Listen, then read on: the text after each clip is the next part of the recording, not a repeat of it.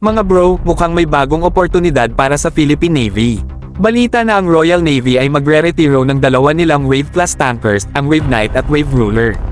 Napaisip tuloy tayo, pwede bang samantalahin ito ng PN para mapunan ang kanilang pangangailangan sa replenishment tankers?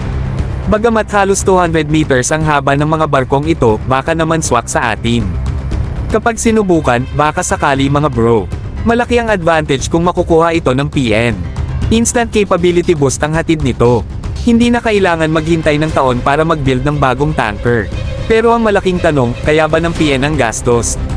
Refurbishment, maintenance, at operasyon, hindi biro ang presyo nito, lalo't ang mga Wave-class tankers ay malalaking barko na nangangailangan ng malaking crew at logistical support.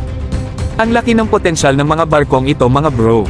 Isipin nyo lang ang maaaring gawin, resupply operation sa ating mga isla tulad ng BRP Sierra Madre, Humanitarian Assistance and Disaster Response, HADR, at iba pang maritime support.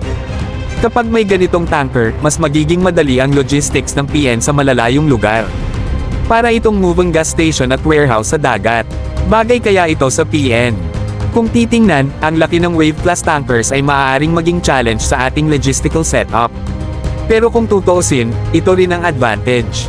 Dahil sa laki nito, mas maraming supplies, fuel, at equipment ang kayang dalhin. Sa panahon ng kalamidad, malaking tulong ito sa mabilisang deployment ng relief goods at suporta sa mga apektadong lugar. Ang hamon lang talaga ay ang pondo. Kung ang refurbishment at maintenance nito ay maisasama sa mas murang kasunduan, malaking tulong ito.